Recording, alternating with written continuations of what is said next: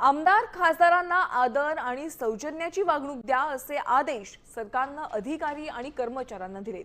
आमदार आणि खासदार कार्यालयात आल्यानंतर आणि जाताना त्यांच्यासाठी आदरानं उठावं, अभिवादन करावं असा शासन आदेश काढण्यात आलाय। आमदार खासदारांशी टेलिफोन किंवा मोबाईलवरून बोलताना शिष्टाचार पाळावा असंही यात सांगण्यात आलंय।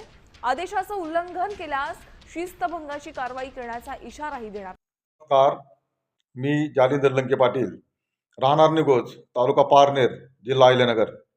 मी माननीय मुख्यमंत्री देवेंद्र फडणवीस साहेबांना हे सांगू इच्छितो की तुम्ही जो 20 नोव्हेंबर 2025 रोजी सरकारी अधिकाऱ्यांना GR काढला की आमदार आणि खासदार ऑफिसमध्ये आले तर त्यांना येताना आणि जाताना उभे राहून मानवंदना दिली पाहिजे। त्यांच्याशी फोनवर बोलताना त्यांच्याशी सौजन्याने बोलले पाहिजे, वागले पाहिजे। तुम्ही सरकारी कार्यांकडून जी अपेक्षा ठेवताय तर सरकारी अधिकारी हे UPSC आणि MPSCची परीक्षा देऊन सरकारी अधिकारी झालेले असतात आणि तुम्हाला अशा प्रकारची जर अपेक्षा असेल तर तुम्ही आमदार आणि खासदारांसाठी MPSC UPSCची अशी एखादी परीक्षा ठेवा, त्यामध्ये उत्तीर्ण व्हा आणि मग असा मान देण्याची अपेक्षा सरकारी अधिकाऱ्यांकडून बाळगा। मला तुम्हाला हे सांगायचे वाटते की साहेब, एक सरकारी अधिकारी आमदार खासदार होऊ शकतो, पण एक आमदार खासदार सरकारी अधिकारी होऊ शकत नाही।